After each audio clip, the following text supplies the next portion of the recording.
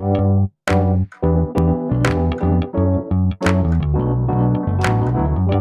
by Riverside.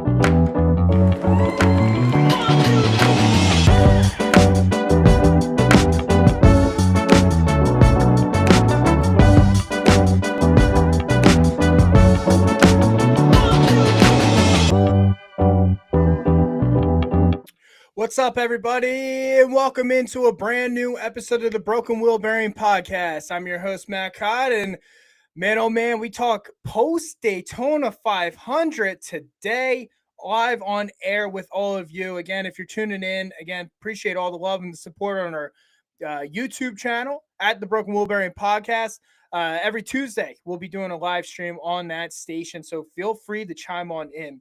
If you've missed our live stream episodes, every Wednesday, we'll be posting our episode on our Spotify page at the Broken Wheel Bearing Podcast, Amazon Music, iHeartRadio, and of course, we'll post the video up on YouTube from the night before. So, but if you're joining us live, again, we have our Blown Engine chat line. We are wide open with you. This week is a great week. Did your favorite driver get knocked out of the race? Are you pissed off at another driver? That's right. You jump on in, you jump into the chat at our Blown Engine chat line. Again, post Daytona, we're officially green flag, I guess you could say, on the 2025 season, even though I thought after the Busch Light Cookout Clash, I felt like that was the initial kickoff green flag of the 2025 NASCAR Cup Series season. Folks, we got to say this, man. Every time we go to Daytona, every time, if you've never been there, it is probably, I would say for me, it is single-handedly the greatest sporting event live I've ever been to in my life. I've been to an NLCS game, clinching game for the Phillies, and I'm very fortunate about that, not taking anything away. I've been to an NFL playoff game. I've been to Stanley Cup playoffs. I've been to the NBA playoffs. I've been to a lot of the quote-unquote big sporting events. I haven't been to the Super Bowl, but my God, Daytona, in my personal opinion, is one of the greatest single-handedly sporting events that you could ever go to in your entire life. And when I'm watching it on TV on Sunday night, now, granted, excuse me, let me rephrase that. When I was watching it for the first 11 laps on Sunday afternoon, and then the rain came in, and I watched the rest of it Sunday night, some of the pictures of the skyline was absolutely beautiful from the track after the rain went out of the area. And as I think I told a lot of you this last year, probably over the course of the last year, we were very fortunate to go to the 500 last year. And the one image that stuck out to me is when you can hear MRN on the loudspeakers. And you just hear them basically say, you can see the beautiful tan sunset fading over the shoreline of Daytona. And that image, my eyes went right to the shoreline. And it was probably the greatest picture that I've ever seen in my entire life that was not a picture. Daytona, man, is something absolutely special. It's absolutely a beautiful event. The staff does a great job. Granted, it's, NASCAR Super Bowl. But unfortunately, with NASCAR Super Bowl came some controversies, entertainment instead of real racing, according to Denny Hamlin. Unfortunately, when you have 41 drivers this past Sunday trying to win that trophy, sometimes the product's not that great. It's not. But we'll be diving with you on all those issues coming up in a minute. Let's get to some show announcements before we get deep into Daytona. First, show announcements. 2025, again, green flags out in 2025. Let's talk about our Pocono trip. Folks, we are a couple months away. I know we're still far out from it, but again, I want to keep this fresh in everyone's mind. Our BWB tailgate will be up live again at Pocono Raceway, June 22nd. Looking forward to seeing some of our fans up there. We had a great, been saying it the last couple of weeks because I do want you to understand that this is a fun event that we want all of our fans to enjoy with us. And we met some great fans last year too, and new ones as well. So our BWB tailgate, our annual BWB Pocono tailgate will be back live this year up at the Tricky Triangle. Secondly, Dover, talked about this for the last couple of weeks. Dover, this podcast will be at the Monster Mile. Again, my first time since 2019 at the Monster Mile. So we'll be doing a live show, live from the track on July 20th, leading into the race at Dover. So again, you're going to be hearing that a lot coming up over the next couple of weeks. Tricky Triangle or Pocono Tailgate, Dover, all that type of stuff. You're going to be hearing about it because we want you all to be involved with us. We appreciate all the love and the support that this fan base has given us, the gratitude that this fan base has given the Broken Wheelbarrow podcast. We want you to join and have fun in celebration with us at these two events over the summer. Final announcement, we're working on some details. Nothing set in stone yet, but we might be doing one more show on the road early in 2025. Couple dates circled right now if the logistics pan out. We have the Food City 500 on the table with the Broken Wheelbarrow podcast. We have the Coke 600 circled. Again, logistics depending. And we have Nashville Super Speedway circled. Again, all logistically speaking and pending on all of those. So stay tuned. We'll make an announcement on one of those tracks in the near future. All right. Let's get to some sponsorship updates courtesy of jski.com. Follow them on Facebook, X, or by web at www.jski.com. First sponsorship update this week is NASCAR and Anheuser-Busch extend partnership. NASCAR and Anheuser-Busch today announced, or later this past week, announced a multi-year agreement that ensures Busch Light will continue as a primary partner of the NASCAR Cup Series and the designation as the official beer sponsor of NASCAR, as well as the title sponsor of the Busch Light Pole Award. A couple of weeks ago, we've heard that Xfinity was kind of on a one-year deal after 2025, that they will probably be out of the Xfinity series. A lot of people advocating for Busch to make a return in that series. They just extended. Let's see if Busch returns to the NASCAR Busch series in the future. Update number 2, Richard Childress Racing announces promotion of Mike Verlander to president. As a 20-year veteran of the motorsports industry, Verlander has previously held executive leadership positions at both Kyle Busch Motorsports as president and Stewart-Haas Racing as executive vice president. So pretty impressive resume. A guy that came over from Kyle Busch Motorsports, going up into the president role at Richard Childress Racing. I want to touch base on this before we get to a couple other sponsor updates, but I really like this move with Mike Verlander. I said this last year when Andy Petrie ended up getting let go from Richard Childress Racing. Nothing against Andy Petrie. I think Andy Petrie was very good at what he did for so many years. Unfortunately, in a business standpoint of Richard Childress Racing, when the cars are struggling like they were in the beginning part of 2024, you needed a fresh voice. It's almost like the NFL. We see it all the time.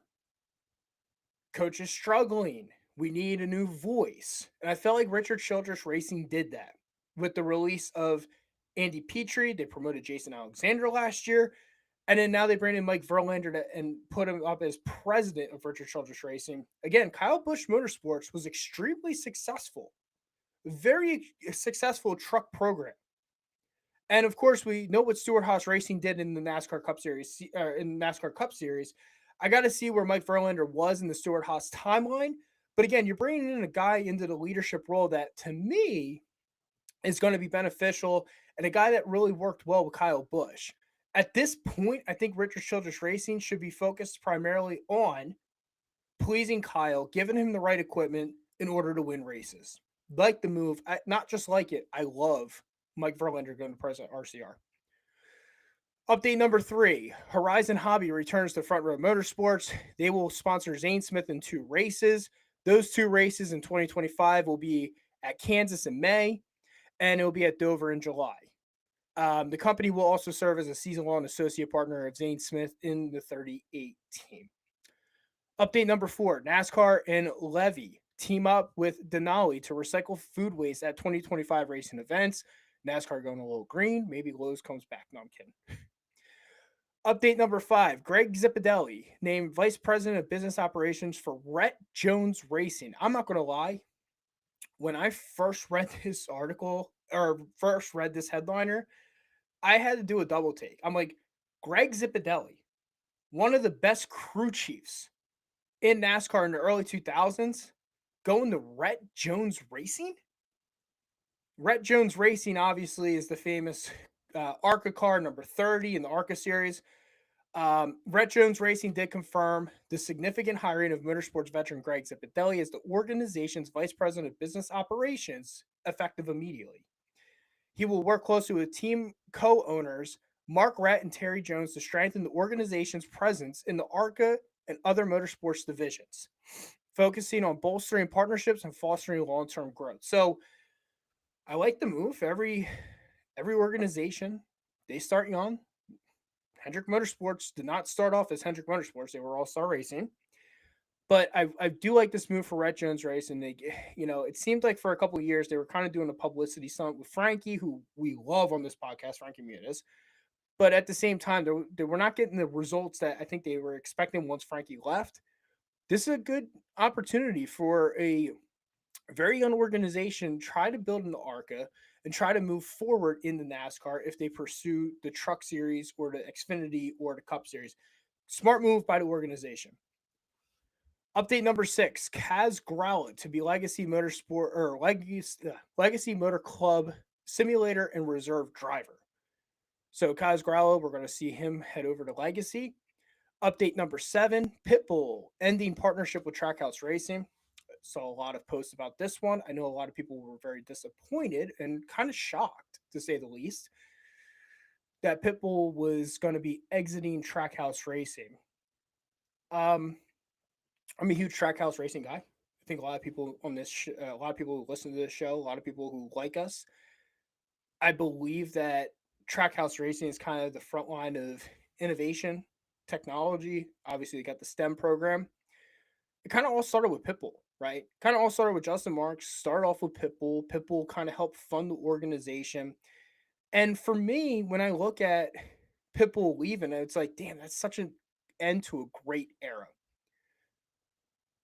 Looking at both sides, doesn't look like there was any issues really at the end of this. It just seemed like it was just kind of the end of their partnership, and both sides leading. It looks like good standing, but it kind of sucks because I wanted to see Pitbull as Trackhouse is continuously growing with Shane Van Gisbergen, Ross Chastain, and Daniel Suarez growing in that aspect. And then, of course, right behind him, they have Connor Zilic. I was kind of hoping to see Pitbull see this out, but unfortunate ending. Pitbull will be ending his partnership with Trackhouse Racing. And that was effective, I believe, on Friday, if I'm not mistaken. Update number 8, NASCAR is monitoring future dates of Super Bowl. So this was discussed during the media week leading up to Daytona. Ben Kennedy, NASCAR Senior Vice President of Racing Development and Strategy, told a small group of reporters Saturday that they would be watching and talking to the NFL about the date of the league's biggest game, aka the Super Bowl. NFL Commissioner Roger Goodell has continuously floated the idea of expanding the schedule, potentially pushing the Super Bowl to President's Day weekend, which is traditionally when the Daytona 500 starts. So, a couple things here. I know a lot of people were barking up a tree, yelling at me for so many years, going, "Oh, Matt, you got to stop with the NFL and stop, basically coddling the NFL and hugging them. They're never going to take President's Day because NASCAR owns that." Okay, let's call a timeout. There's legs to this now. When Ben Kennedy has to come out and say something about it, I'm telling you right now, it's going to happen. And I've tried to warn fans for so many years who have said, boycott the NFL, NASCAR's a better sport. I love NASCAR more than anybody. But the NFL just had over, 120 million viewers in the Super Bowl? You don't think that Roger Goodell, the commissioner of the NFL, is looking at President's Day weekend? What is one thing that fans complain about? They don't have the next day off after the Super Bowl. What's the perfect weekend to have? President's Day. Like I said, there is absolute legs to this, and I'll be honest with you. I really think that you'll see the NFL push Daytona off President's Day weekend probably by 2028. I would say 2028 because the NFL is going to have to expand to an 18-week schedule. They're going to have to go through the NFLPA, and then they're going to have to look at once it gets approved. They're gonna go. It does suck, and I've said this for years since the Clash went to LA. Part of me has said that NASCAR's trying something different because they're not going to put teams down at Daytona for multiple weeks. It's not cost effective. It's a waste of money. All the teams are not going to sign off to have teams down there for 2 weeks. But why in the world would you go to Daytona for the Clash, come back up to Charlotte to go back down to Daytona? And finally, for all the fans that complain to me that the Clash is not at Daytona or this and that, Fox is on a 4-year broadcast rotation for the Super Bowl. You may not like me for saying this, but Fox is going to take the Super Bowl over Daytona. It sucks, but that's the reality. Why do you think the Clash is a week before the Super Bowl? Who broadcasted the Super Bowl this past year? Fox. Who broadcasted the Clash this year? Fox. What day did the Clash get ran on? On a Sunday. What day did the Super Bowl get played on? On a Sunday. The NFL, unfortunately, for everyone that sits there and goes, the NFL, NASCAR is doing this to appease fans. NASCAR is doing what they can to make sure that they give the fan the proper product that they promised us that avoids any conflict with their television broadcasting partners. And unfortunately, NASCAR has broadcasting partners with that have similar broadcast partners with the NFL, Fox and NBC. So before I hear, Tony chime into the Blown Engine line going, "Oh, Matt, NASCAR could go to NBC for the class." NBC is on a 4-year broadcast rotation with the NFL too. Again, there's legs to this one. Finally, final update. Sorry to get in depth this week with our sponsorship updates, but some good ones this week to talk about with all you. Final sponsorship update number 9. Steve Phelps still optimistic about adding a manufacturer, and that jski.com said NASCAR had an update. And again, this was during media week down at Daytona. According to jski.com, while the 2025 Craftsman Truck Series season kicked off with Friday night's Fresh from Florida 250, preparations for expansion in the following season are already in motion. Catchfence.com has confirmed that NASCAR has received a formal submission from a manufacturer aiming to join Chevrolet, Ford, and Toyota in the series next year. So we might be getting a new truck manufacturer coming in 2026. According to sources, Dodge is the leading candidate to return to the sport, marking a comeback after its 2016 departure with the Ram brand, though the manufacturer had withdrawn official support after the 2013 season. So let's get into some thoughts. My final thoughts on these articles this week. Let's talk about this manufacturer coming into the sport. Dodge, leading candidate. I'm going to go on record saying I'm not buying it. I'm not buying that Dodge is the leading candidate coming back into the sport. And here's why. Number one, Dodge has had multiple opportunities to come back into NASCAR. And they have not yet, right? Number two, the Ram brand. Dodge is trying to get into NASCAR through the Ram brand. Dodge doesn't own the Ram brand anymore. It's owned by Fiat. And yes, they're all kind of under the one company nonsense, Chrysler, all that type of stuff. I don't buy this. And the reason why I don't buy this is because I don't think Dodge can offer NASCAR what they want in innovation. I think GM Chrysler is a dumpster fire. I've owned a couple of their cars over the last 10 years. Sorry, not to trash the product, but I think it's junk. I think NASCAR wants a manufacturer that can appeal to the fan base with. And a more affordable car, right? Isn't that the whole premise of this sport from back in the day? I want to see it race on Sunday so I can pick it up on Monday. And for me, I don't really see Dodge being that company.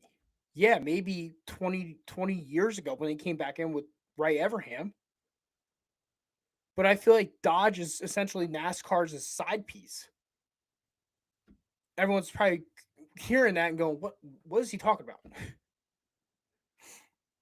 NASCAR, I believe, is going to Dodge and saying they're the leading candidate because I think they're trying to up the new manufacturer's price. I don't think that, in all honesty, I don't think NASCAR wants anything to do with Dodge. There's a reason why it had to withdraw its support after the 2013 season, and I think they had Challenger or Chargers run until 2017 in the Xfinity Series. But they disappeared. And it's because I personally believe it's not the model that NASCAR wants. So people are asking me probably, well, Matt, what's the manufacturer you think is going to come into play as the new manufacturer in NASCAR? I'll tell you right now, I think it's Honda. I've been thinking it's been Honda. I've been saying it when Vince was on the podcast and even before that. I think Honda is the next manufacturer to come into NASCAR. And here's why. One, you could probably drag the Andrettis into NASCAR as well. If they pretty much, to me, have a back door. If Honda comes in, the Andrettis, I believe, are following right behind them. Number two, I think Honda can offer something that Dodge can't. Innovation through technology. And what's that mean? I think that Honda, if NASCAR were to ever go electric, I believe NASCAR can change. I believe Honda will offer an electric vehicle to NASCAR, similar to Toyota. And number three, I think the engineers at Honda are a lot more intelligent than Dodge. I do. I'm sorry. I think that the engineering department, I think it's an easy transition too for Honda engineers to go from the Indy car over to the Cup car and the truck car and the truck and the Xfinity Series. And finally, I think Honda, what makes Honda more the potential manufacturer going in is the Honda Ridgeline is a truck that can go in the Xfinity Series. Now, a lot of people may hate that. I get it. But I'm telling you right now, I don't think Dodge is the one. I don't think Dodge is sitting there. I think NASCAR's using Dodge as a side piece right now. I really do. And I think that I think Dodge is trying to get in and like, oh yeah, we're all close and all that type of stuff. NASCAR's using them to funnel out as much money as they can through Honda. Let's call it as is. And the only reason why they continue teasing you with Dodge is because we're hoping that Dodge can make a return. Because for some odd reason, we still think that this sport that Dodgers make great cars for racing, like they did back in from the 60s to the 70s or through the 80s.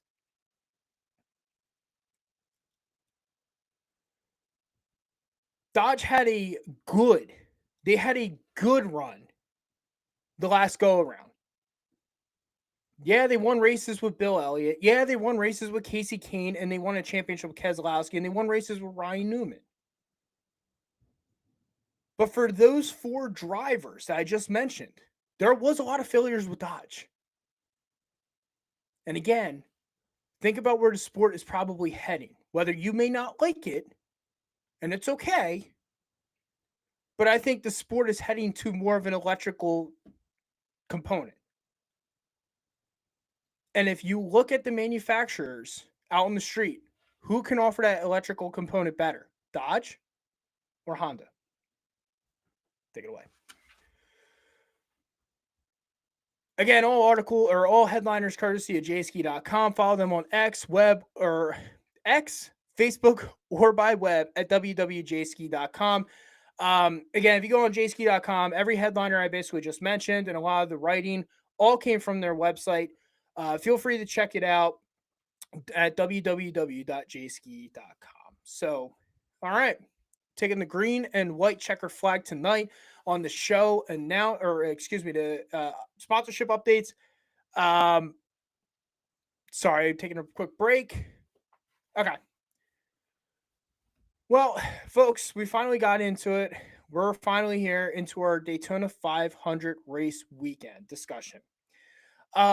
Before we get started to any topics, let's start this off. Winners this week. Corey Heim, he was declared the winner of the Fresh from Florida 250.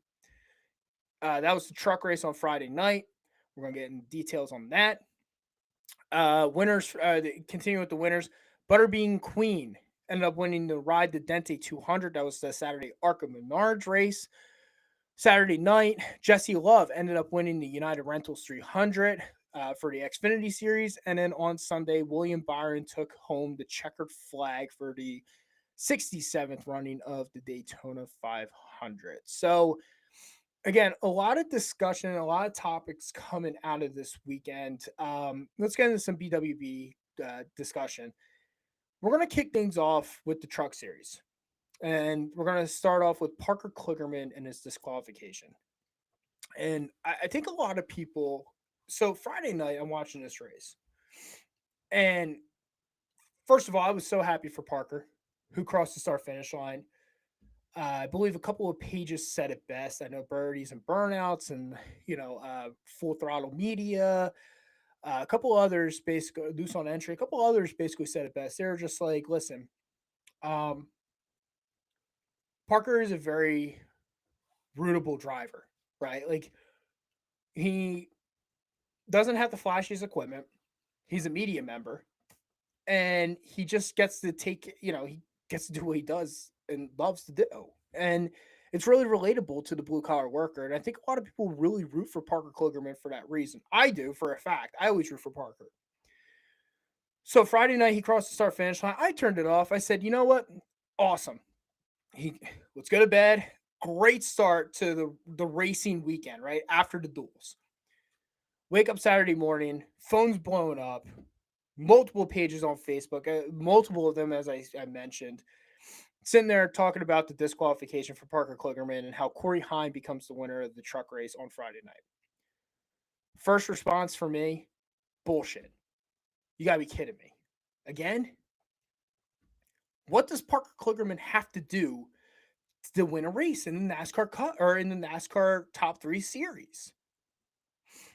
Look, this guy gets screwed so much in this sport. And there's no denying it. None. Friday night, he ended up getting disqualified because of truck height. His truck height. I didn't even know that was a thing. They basically said his truck was too high. What the hell does that mean, NASCAR? What does that mean? I posted something on our Facebook page, and I said, this is nothing against Corey Heim, because I think Corey Heim is one of the top 5 prospect drivers in the sport. I like Corey Heim a lot. I'm a big Corey Heim guy. But the thing is that you declare him winner because of truck height, and I personally did not believe that his truck being higher was an advantage in the race. I couldn't wrap my mind around it. Now, Loose on Entry ended up commenting on our Facebook page. Let me pull it up real quick for everybody so you can kind of hear, because I was pretty much really disappointed in this result. Give me a second.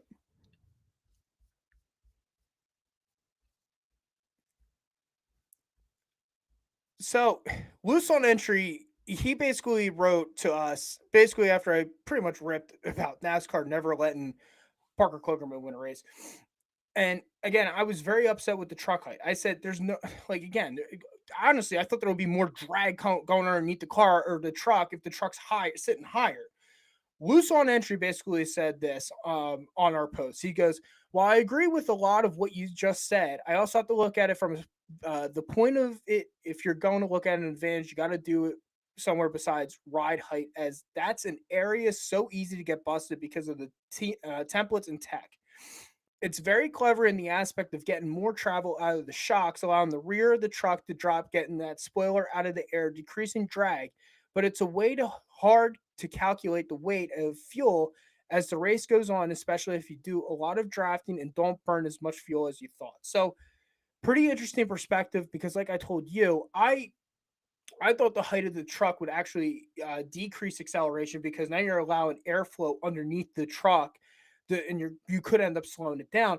But as Loose on Entry said, no, truck height is actually a better advantage because it's allowing you, it's basically allowing you to bounce all over the place. And it's with in regards to fuel, it's actually making the truck lighter, and you don't really have to calculate. Um, the other thing that was interesting that he brought up is the aspect of getting more travel out of the shocks if the truck height is higher.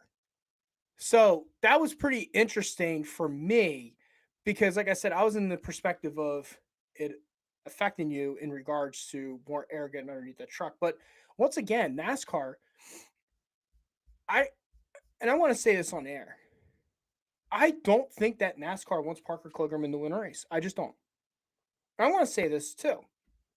If we go back to the Roval last year, he had the race pretty much won. That caution comes out. And I got to credit our friends over at Racing Paradise.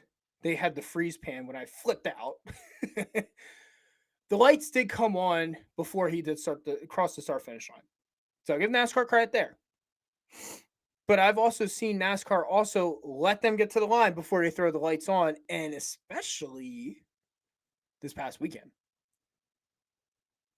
But again, I don't think NASCAR wants Parker to win, and especially this race, right?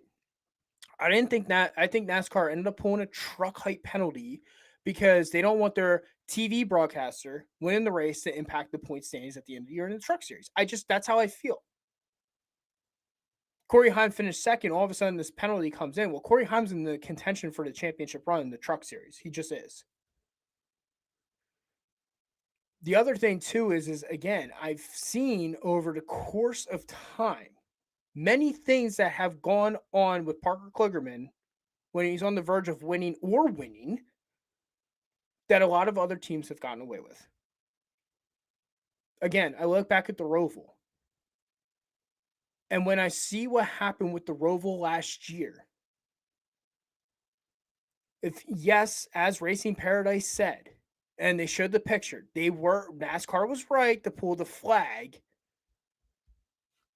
at that time. But then when I look at it, they let Jesse Love this past week and get over the start finish line while they were crashing into Tri-Oval, by the way.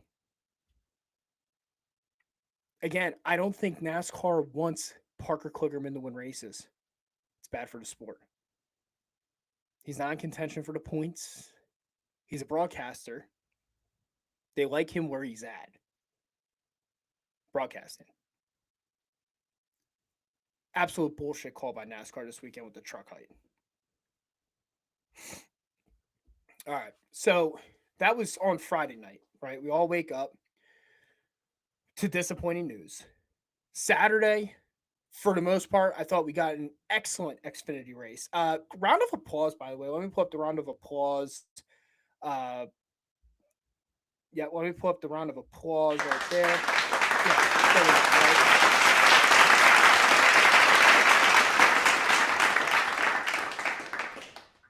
Let's give a round of applause to the CW. I saw that from I think it's Black Cart Motorsports, their page. 1.8 million viewers watched the Xfinity race live on Saturday on the CW. Love the broadcast booth, by the way. Thought Adam Alexander, phenomenal, as always. It's always good to hear a voice like his with the Xfinity series because at this point, I feel like he's owned the Xfinity series to the point where I'm like, yeah, that's his series. Let him do what he needs to do. Great insight from Jamie McMurray. I think Jamie McMurray might be one of the most underrated broadcasters in NASCAR. And I have to give him a lot of credit. Fantastic job fantastic job in the booth on Saturday night. And then finally, Parker Kligerman. We all love him as a racer, but he is one of NASCAR's best broadcasters. And him being in the booth on Saturday night, and to me, it was kind of heartbreaking because I'm like, dude, this guy just lost the race. He literally just lost the race by a disqualification. Now he's got to talk about it in the beginning of the broadcast, and then he's got to talk about racing Daytona the rest of the way. But I got to say this, job well done by the CW. Like I said, 1.8 million viewers. It actually was, I believe, the highest rated watched Xfinity race. I believe it was in the last couple of years. I think Talladega a couple of years ago got 2.2. So job well done. And welcoming a new broadcast booth and partner into the sport always helps. They did end up seeing Jesse Love win on Saturday night. Again, if you follow us on our Facebook page at the Broken Wheel Bearing Podcast, we picked Jesse Love to win the race on Saturday night. Austin Hill, absolutely dominant. A lot of people took Austin Hill in the race. Unfortunate circumstances, ended up knocking the 21 out of the race at lap 86, I believe it was. Yeah, lap 86. So Jesse Love, his teammate, did end up capitalizing. But going back to what we saw, for a couple of years now, when do they throw the caution? And Saturday night, I felt like as they were wrecking in the tri-oval, even though I was the benefit because I picked Jesse Love, I think they gave Jesse Love a little bit more leniency with that yellow flag. So Jesse Love ends up winning the race on Saturday. So let's get into Sunday's discussion of the Daytona 500. Joey Logano won stage 1. Ryan Blaney won stage 2. For me, now I'm going to start this off. Team Penske was absolutely incredible throughout the whole entire race on Sunday. I thought that those cars, the 12, the 2, and the 22. The 22, I think, was probably the fastest car in the race on the track the whole day and into the whole night. But I thought the 2 and the 12 were basically on untouchable tandem in regards to drafting with one another. We heard Kyle Busch, right, after he ended up wrecking. We'll talk about that in a second. But he basically said, he's like, listen, the 3 and I were locked up, but could we have gotten around the 2 and the 12? Probably not. They were so good together. Those Penske cars were massively fast when they worked together.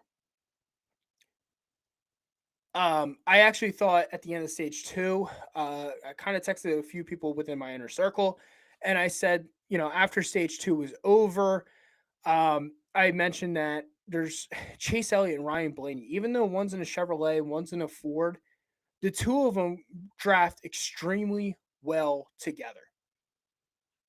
Extremely well together. And to be honest with you, I think that Chase Elliott should get a lot more credit for helping Ryan Blaney win stage 2. I do. He got a good bump from the 9. The 12 ended up getting to the 2, past the 2, ends up winning the stage. It also helps that Blaney and Elliott have raced together for basically forever at this point. The two of them, I believe, Chase Elliott's now year 10 in the NASCAR, and Blaney, I believe, is in year 11.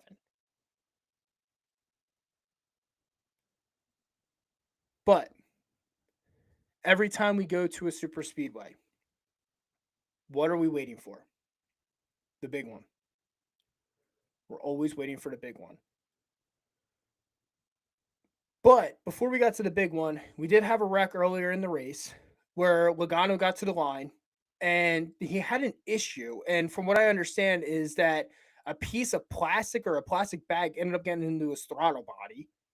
He was unable to get up into gear. He ends up stalling the whole entire field out and creating an accordion effect. Knocks out so many good cars, right? Chastain, amongst others.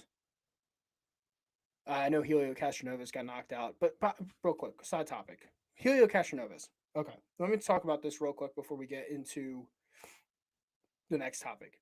Helio Castroneves, I love the man as an IndyCar driver. Absolutely phenomenal. Has done so much in the sport. Incredible talent. All that type of stuff. We heard that NASCAR is giving out provisionals for basically, a seasoned driver to race in NASCAR races throughout 2025 and moving forward to promote the sport. And I've heard a lot of drivers, and BJ McLeod, believe it or not, had a great interview this past week. We'll try to post it on our Facebook page, Broken Wheel Bearing Podcast, so you can hear it. We heard a lot of these drivers say, like, listen, they shouldn't get provisions to just go into this to a race. And Helio Castroneves kind of was the perfect example of what these drivers were talking about. Hamlin complained about it. BJ McLeod said something about it. Helio Castroneves, someone texted me this past weekend and was like, what did Helio Castroneves really do this weekend? Every single night he wrecked. And a lot of people were like, well, he's going to learn to drive. This is Daytona. This is not like, oh, yeah, cool. We're going to go out into a road course where he's pretty much can translate into that vehicle. No, he goes into the Daytona 500, doesn't know how to draft, and he wrecks every single night. I was all on board with this. And if you heard my episode last week, I said Helio's a lock to make the 500, not just because of the provisional. I actually thought he was going to get in there on speed because of Trackhouse equipment. He didn't. He wrecked in the duel. Ended up using the provisional, so it was a 41-car field. And then wrecks out of the 500. Helio Castroneves, to me, was probably one of the biggest disappointments from the weekend. But, I mean, again, why? I don't know why I expected anything, considering the fact that it was an open provisional car. Anyways, going back to Logano. And if you're listening to us and you're a Logano fan, I want to hear from you after this topic. Joey Logano's impatience gave us the ending of the 2025 Daytona 500 that left so many fans disappointed. And I know I'm going to hurt a lot of people for saying that. But let's start this off. 20 laps to go. Okay. For the most part, outside that earlier wreck, pretty quiet 500. A lot of drivers figuring out who they can dance with, who they can race with, who they can draft with, all that good stuff. 20 laps remain. Corey LaJoie and Ricky Stenhouse Jr. are at the front of the pack, racing Cindric and Blaney, who have just absolutely taken off in stage 3. And just nobody can get around them. Logano ends up getting back into the field, earlier in the race, starts climbing his way up throughout the field. With 20 laps to go, who's in the top 10? Joey Logano, who, by the way, had the best car probably the whole entire weekend. So, LaJoie and Stenhouse, two unusual culprits, are drafting together. And where I'm going to defend Joey on this is that Joey probably wanted to flush the 0-1 of Corey LaJoie and Ricky Stenhouse Jr. out of the front of the pack as fast as possible. Get the air underneath of them and get them into the high line and shoot them all the way into the back of the pack. We're not going to let these two, who are not really linked together and are sliding all over God's creation while they're drafting one another. So they're going to cause a wreck. And even Boyer and everybody in the booth go, they're not teammates and they're not really working well together between LaJoie and Stenhouse. So Joey had Joey's thought process was right. Let's get these two out of the draft, get them into the back, and let the real elite talents take over the 500 from here. So Joey ends up going low on Ricky Stenhouse Jr.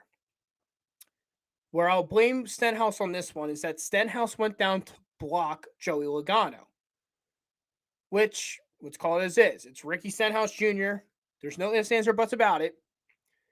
It's Ricky, and he's going to do something stupid to ensure that he wins a race. This is where I want to blame Joey Logano, and this is where I need my Logano fans to, defend themselves, or anybody on the media, right? Joey Logano, after he got blocked the first time by Stenhouse, proceeds to pursue a hole that's not there. And then what happens? Carnage. Stenhouse gets turned into Kyle Busch, and then they all go wrecking. Logano gets wrecked. Multiple other cars. Gragson was right behind Logano, so the whole field, everyone starts wrecking at this point. That was Joey's fault. The block down the first one on Logano. I can understand, yeah, that was Stenhouse's doing. But you're Joey freaking Logano. You are light years ahead of talent on Ricky Stenhouse Jr. And you chose to continuously pursue a hole in the draft that wasn't there on a driver who already shut the door on you saying, ain't happening, dude. And I get it. There's 20 laps left, but there's 20 laps left. You have an opportunity to reevaluate the situation, get yourself back in check, and continue moving. Now, Joey basically said, no, it was behind me. I was getting pushed by Noah, so I had no really other option but to go for it. That may be true.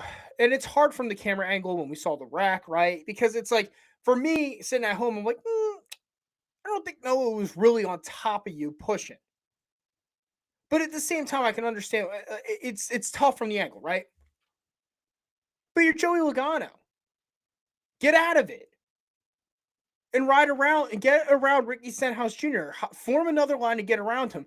But instead, you pursued a hole after a second attempt when Ricky Stenhouse Jr. basically shut the door on you. And then you cause carnage. Like I said, the biggest loser in that situation for me in that first wreck that was caused by Joey Logano was Kyle Busch. And I think so many people were looking. I think a lot of people looked at Kyle Busch going, holy shit, he's going to do it. He's going to do it. He's going to win the Daytona 500. He was linked. He was in perfect position. He was linked in with Austin Dillon. He was in the front of the pack, right? It was for a while. It became the two Fords and the two Chevrolets of Penske and Richard Childress Racing. We're sitting there going, oh my God. And even Boyer said it in the booth. He said, Mike, 20 years of trying. I continue playing that replay in my head. Are we going to hear it tonight? We didn't.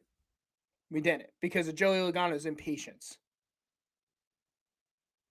Kyle Busch ended up wrecking. When the wreck happens, like I said, Kyle ends up veering off into basically towards the infield wall, while the rest basically stay on track. But not just did Kyle Busch get affected, but Ryan Blaney got knocked out too. Ryan Blaney ended up getting hit and ended up getting knocked out, basically leaving Cindric on an island by himself. Blaney was able to get back into the race. Logano ended up DNFing. Kyle Busch ended up DNFing. And with Kyle, it sucked too because his car ended up going on a tow truck. I'm like, there doesn't look like there was a lot of damage. Do we see maybe Kyle Busch get back in this race? But we did. Ends up getting towed. He ends up going out of the race, but he had the best quote of the night when he basically said, in regards to Joey Logano, he goes, yep, the fastest car on the track had to be the fastest one to the wreck. Beautiful. And I want to say this before we talk about the remaining events of the 500. We talk about Mike Verlander joining RCR. Trusted source of Kyle. We're starting to hear the Kyle Busch of old. We're starting to hear KFB back. Maybe. Last year, we weren't hearing Kyle Busch quotes saying the fastest car on the track had to be the fastest one in the wreck. I don't know. I'm starting to feel pretty good about Kyle Busch in 2025. I wasn't in my preseason rankings, but I'm starting to feel pretty good about Kyle Busch entering 2025. I also think that Kyle Busch's distractions are pretty much done. I think that he's pretty much good. So, but yes, finally, going back to it again, I'll repeat it again. Joey Logano's impatience gave us the ending of the 2025 Daytona 500. Secondly, why am I saying this still? Joey Logano made that move with 20 laps to go, right? All of a sudden they wreck, green flag goes out. There's about 13, probably I would say about 13, about between 11 and 13 laps left, right? Well, what ends up happening? The rest of the Toyotas now join the party. Hamlin, Bell, Briscoe. We start seeing these guys come up to the front where they've been all race, right? They've been riding in the back. Hamlin got caught up in an earlier incident. Bell's car was non-existent. Briscoe won the pole with a bunch of speed from Toyota. He got caught up in an earlier incident. And then pretty much we didn't hear from the Toyotas the rest of the race until after the Logano incident. So they're all up in the front. Okay, perfect. Finally, We're going to see that Toyota speed. Briscoe was absolutely incredible in qualifying. That car is bat fast. We're going to see how quick he can really be.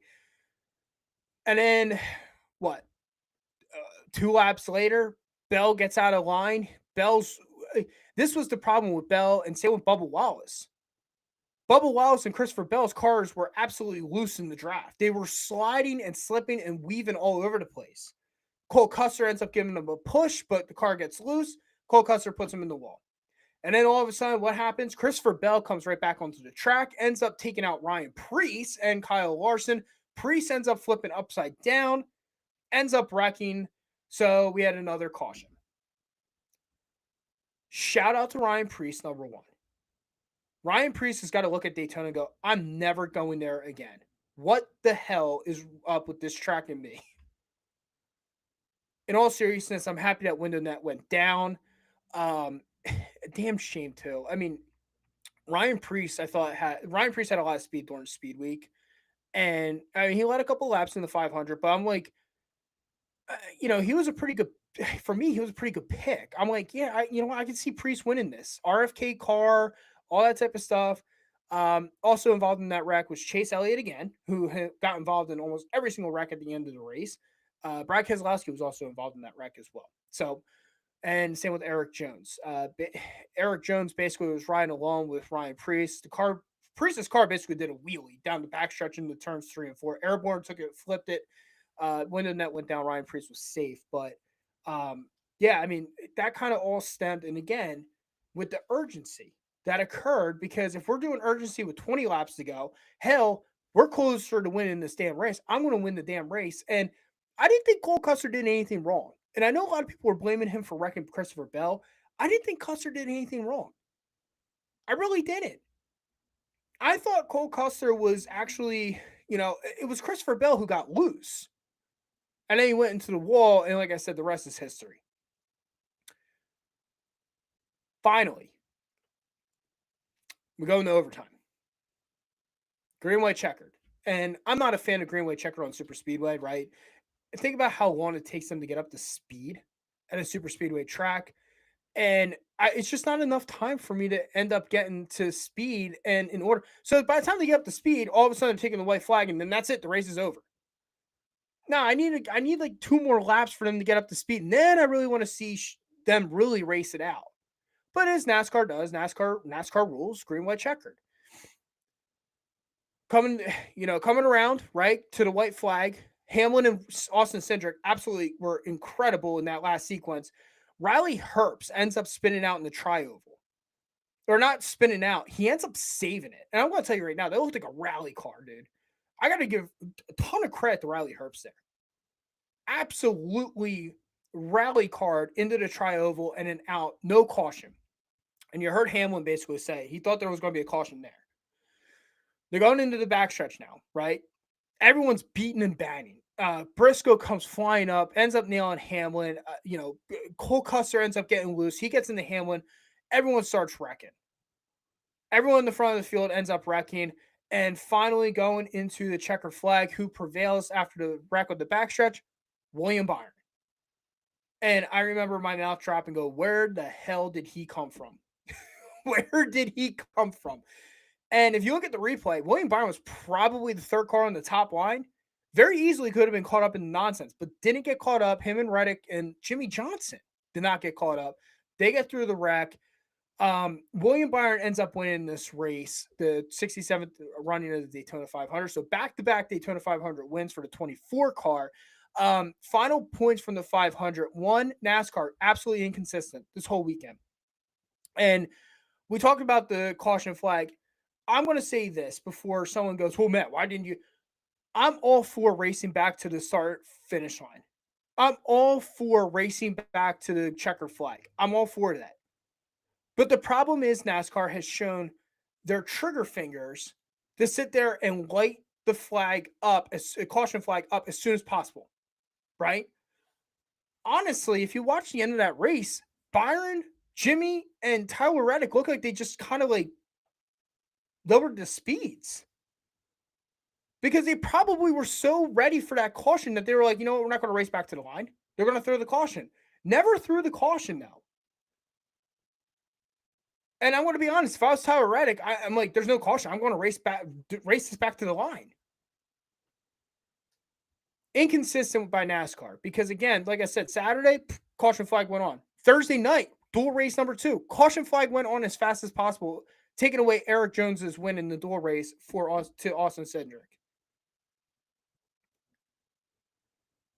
Final point coming out of the weekend. Let's talk about the manufacturers on super speedways before we get into Atlanta.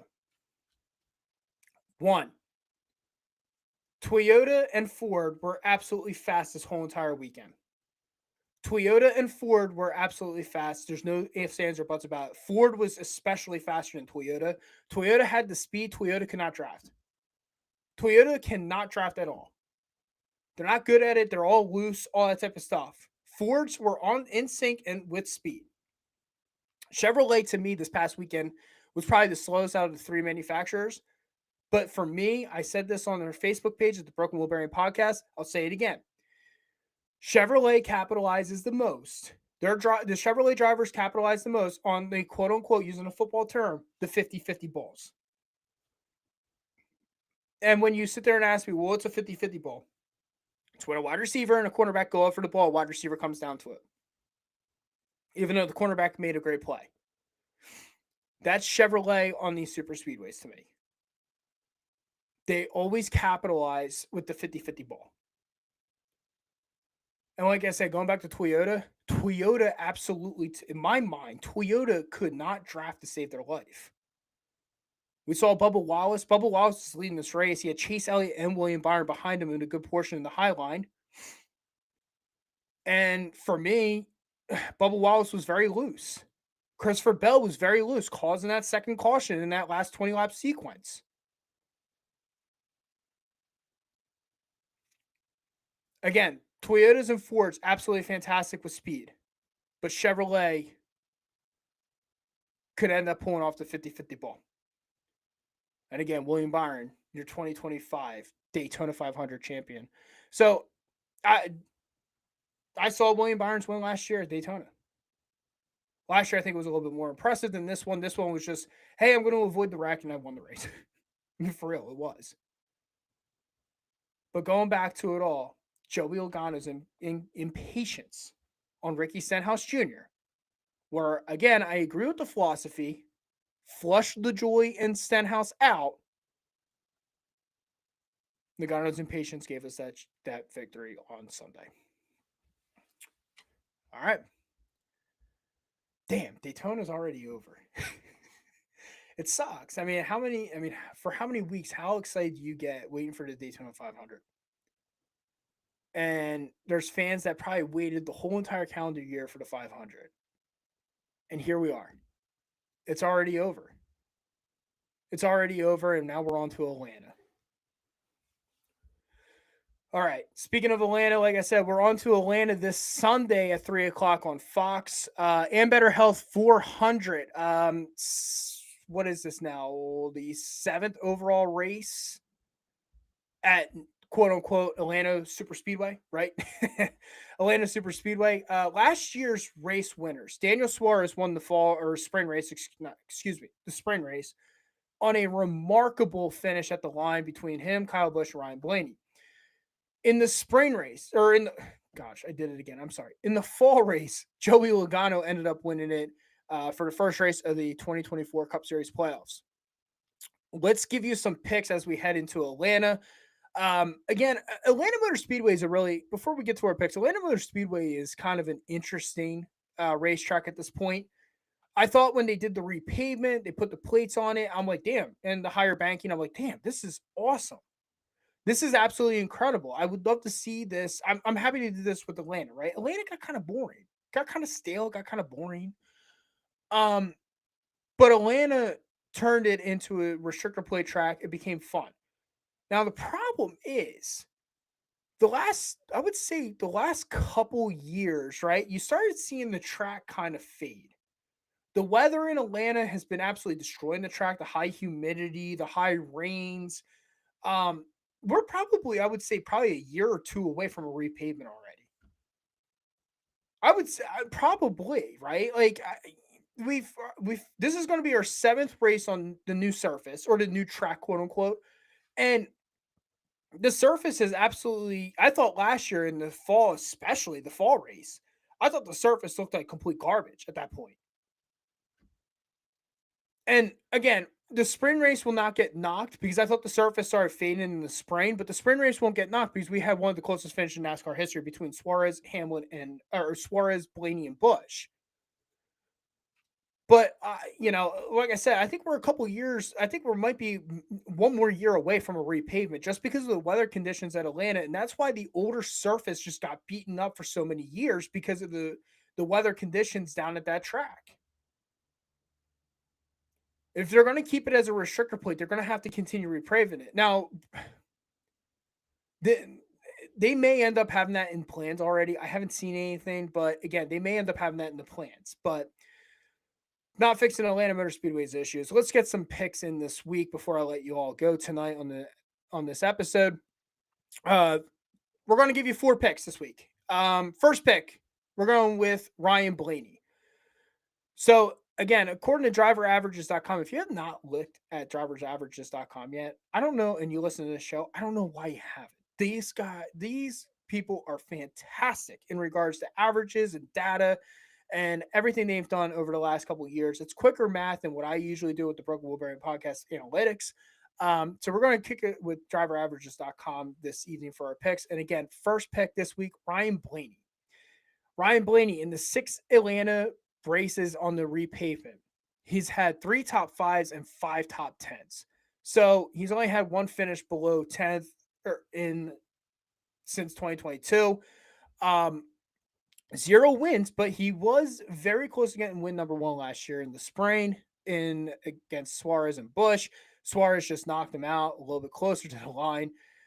Ryan Blaney is really good here. Ryan Blaney is a very good super speedway racer. Ryan Blaney is racing in a Ford. I like Ryan Blaney. He's ranked driver number 1. Driver number 1 over that 6 race stretch here at Atlanta. I think Ryan Blaney gets it done. Ford has gotten in the victory lane the last 2 seasons with Joey Logano twice. So Penske knows how to win here. It's in a Ford. Blaney's really good at super speedways. Probably should have won last year's race. Pick number 1 this week, Ryan Blaney. Let's go with pick number 2. And pick number 2 may surprise a lot of people, but I'm going with Daniel Suarez. And not just because he had the closest finish in NASCAR history, one of the closest in NASCAR history, soon to be beaten at Kansas, but I'm going with Daniel Suarez for pick number 2. According to driveraverages.com, he's got a 7.3 average finish in 6 Atlanta races. He's got the 1 win last spring. He's got 4 top 5s and 5 top 10s in this race. He is very, very good at New Atlanta. Again, he's got the win. He's only got 1 finish below 10th. I believe that was, I think, summer number 2 race or the first race here. I can't remember. Let me pull it up real quick. Let me see if I have it.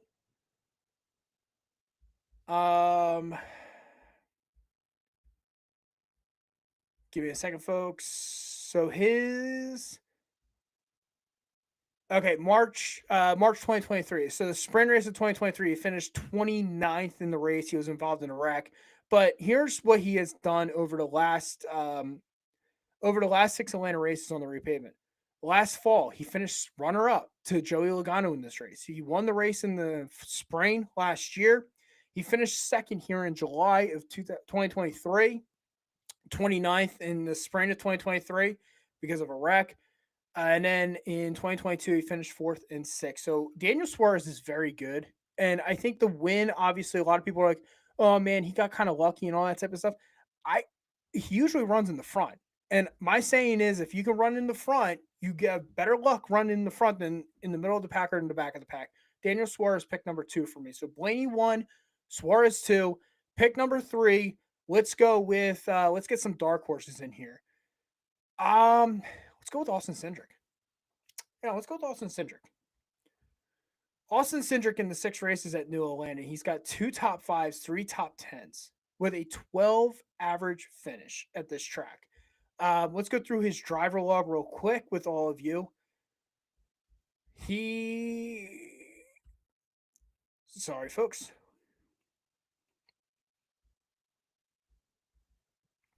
There we go. Never mind. Sorry. Give me a second.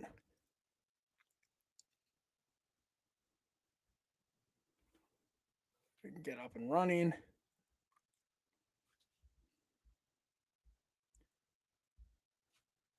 Click the wrong thing. All right, so here we go. The last couple of the last finishes for Austin Cindric at Atlanta. Last fall he finished 10th. Last spring he finished 4th. July 2023 he finished 12th. March 2023 he finished 11th. July of 2022 he finished 3rd, and then he was in an accident in the first ever race on the surface. So Austin Cindric has also led 146 laps at New Atlanta over the 6-race stretch. Austin Cindric I think it's time for us to really deem Austin Cindric a really good super speedway racer. He led a lot of laps at Daytona this past week. Penske, Ford, again, what he's done over the 6-race stretch. Austin Cindric, I don't know necessarily if he's classified as a dark horse, but I like Austin Cindric a lot this week. So pick number 1, Blaney. Pick number 2, Suarez. Pick number 3, we're going with Austin Cindric. And my final pick this week, I'm going real dark horse, and let's go with Erik Jones. Erik Jones, according to driveraverages.com, is ranked 13th overall in average finish at New Atlanta. Over those six races, he had a 14.7 average finish with 1 top 5, 2 top 10s, 4 top 20s, and only 10 laps led. Now, the reason why I like Erik Jones is I personally believe that Erik Jones is a underrated super speedway racer. I think a lot of it has become shit luck for him. I liked what I saw from Daytona, and I'm not really a Legacy Motor Club fan. Let me start by saying that I'm not. I think that on super speedways, they're a good team to have in your lineup just because anyone can win at super speedways. But the one thing I will say about Legacy is I just don't trust them yet. This week, they could change my opinion and my mind about who they are. And I personally do believe that Erik Jones, especially what I saw of Speed Week, could go down to a New Atlanta and kind of play underdog and spoiler down there. So my underdog this week is going to be Erik Jones. So again, Ryan Blaney, pick number 1. Daniel Suarez, pick number 2, based off average finish. Blaney's 1, Suarez is 2 in average finish at New Atlanta, with Blaney at 7.2, 7.3 for Daniel Suarez. I'm also going to go with Austin Cindric, who sits 5th in average finish at New Atlanta with the 12 flat. And I'm going with Erik Jones as my dark horse with a 14.7 average finish at New Atlanta. Drivers I'm going to trust and drivers I'm going to fade. I'm going to give you 2 drivers I trust at New Atlanta and a couple of drivers I'm going to fade. Driver number 1 that I trust a lot at New Atlanta, Chase Elliott. According to driveraverages.com, 8.6 average finish, 1 race win, 1 top 5, 3 top 10s, 125 laps led. He only had 5 races. Obviously, we know the injury. So Chase Elliott is driver number 1 that I trust at New Atlanta. Driver number 2 that I trust at New Atlanta. Let's go with William Byron. William Byron, 6 starts. He's got 2 wins, 2 top 5s, 3 top 10s, 4 top 20s, 174 laps led. His only 2 finishes is due to wrecks. But I trust William Byron to keep that car clean all race long. If he keeps the car clean, he's definitely guaranteed for a top 5. Drivers I do not trust going into New Atlanta. Well, let's start off with Brad Keselowski. Brad Keselowski, that's a driver, super speedway guy. He had that second place finish back in 2023 in the spring when he was on that long winless streak. We were all kind of gearing up for it. Well, what has he done in that stretch? So 2023 he had really good results here at New Atlanta. He finished second in March 2023, and he finished 6th in July of 2023. In 2024, he finished 33rd in the spring race, and he finished 19th in the fall. And back in 2022, he finished 18th in the spring, and he finished 12th in the fall. I don't trust Brad Keselowski at all in this race. He's really good at super speedways, but this one just doesn't fit what his style of driving consists of. Final driver I do not trust, and this is going to be very difficult for me to say, but the driver I don't trust as well Denny Hamlin. Denny Hamlin, according to driveraverages.com, is ranked 30th in average finish at Atlanta over the 6 races with a 20.2. He sits behind Martin Truex Jr., Alex Bowman, Eric Almirola, and Bubba Wallace in average finish. Over those 6 races, Denny Hamlin has only gotten one top 10 in 6 Atlanta races on the new pavement. For a super speedway ace, that's not that good. Hamlin finished 24th, 23rd, and 2024. Both running, by the way. No accident.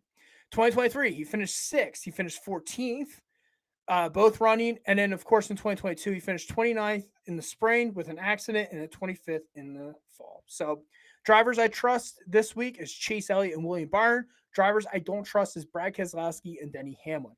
Dark horse is Eric Jones. And my 3 picks are going to be Ryan Blaney, Daniel Suarez, and Austin Cindric. So, all right.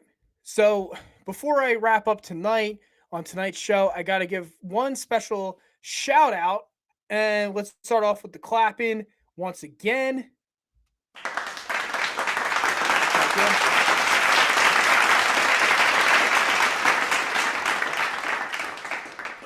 Special shout out this week is got to be going to Cletus McFarland of the ARCA series at Daytona. Folks, if you have not listened to his interview, it is one of the funniest interviews in the world. We'll post it on our Facebook page, Broken Wheel Bearing Podcast. But man, this guy is exactly what NASCAR probably needed. He ended up wrecking in the ARCA race at Daytona. He ends up going in the infield care center. He gets interviewed in the infield care center, and he basically starts off with, I was having the time of my life. I was racing around Daytona like a bald eagle and ended up spinning out. He goes, I avoided a wreck, and I couldn't have done that if my shirts weren't cut off. It's hysterical. Cletus McFarland, again, the interview it's so funny. I got so many people sending me messages and all that type of stuff. We'll post it on our Facebook page if you haven't seen it. And that'll be at the Broken Wheel Bearing Podcast Facebook page. So Cletus McFarland is my round of applause this week. So with all that being said, folks, thank you so much for tuning in tonight on another great episode of the Broken Wheel Bearing Podcast. I enjoy this so much, talking with all of you once a week about NASCAR and what everything we have seen out throughout the race weekend. Chat line obviously was not busy this evening. We're sorry if we had technical issues. I think I had a note that there was a technical issue. Anyways, if you had a technical issue, we apologize. Feel free to end up DMing or IMing us on our Facebook page at the Broken Wheel Bearing Podcast. We'll definitely read your complaint from this past weekend at Daytona. With all that being said, though, again, we told you multiple ways to support us, find us, follow us, like us. At the Broken Wheel Bearing Podcast YouTube page, once a week, Tuesday nights, live stream. We're going to try to hook it up to our Facebook probably by next week. Hopefully that gets up and running so you can join in through that. If you like what you're hearing, again, subscribe to us on YouTube, Amazon Music, iHeartRadio, Spotify, of course, our OG. If you're on those apps, just hit follow, hit like. Love to hear from you. Appreciate all the love and the support. With all that being said, we are back racing. There's no doubt about it. There's no ifs, ands, or buts. We got done Daytona. We are in Atlanta, and we're out into the West Coast. So next week, same time, same place, we'll chat with you and enjoy your wonderful Atlanta race weekend. If you're going down to the race, be safe, have fun drinking, have fun partying, but be safe getting back home so we can talk to you next Tuesday. Have a wonderful night, safe travels, wonderful weekend. We'll chat next week. Good night.